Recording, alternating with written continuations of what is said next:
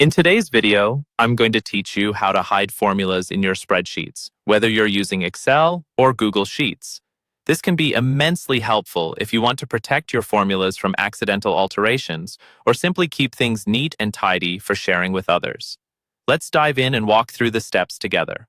First, we're going to focus on Google Sheets. So, let's start by opening a Google Sheet. You can easily do this by going to your Google Drive and creating a new spreadsheet. Once your sheet is open, let's move on to the task at hand. Now, click on cell C4. This is where we'll be working initially. Once you've selected C4, it's time to type in the formula we want to use. You'll be entering it exactly as follows. Open curly brace, quotation mark, numbers quotation mark, semicolon, then filter, open parenthesis, H3 colon H, comma, H3 colon H, not equal to quotation mark, close quotation, close parenthesis. This formula is designed to filter out and display content from a range of cells, only showing entries that aren't blank.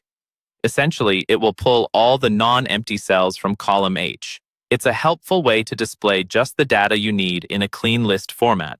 Once you've typed this formula in, go ahead and hit the Enter key. This is an important step as it confirms the formula and displays the filtered list of data in cell C4. Now, if you're using Excel or another method in Google Sheets and need to hide the formula itself to prevent it from being changed, or for aesthetic reasons, you generally have options to protect your sheet, lock cells, or use conditional formatting. However, explicitly hiding formulas in Google Sheets isn't a directly available feature, unlike in Excel where you can toggle the formula view.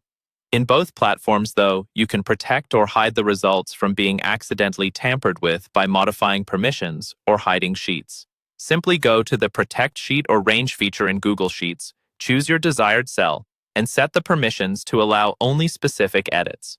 And there you have it, a straightforward and practical way to manage your formulas within Google Sheets and Excel.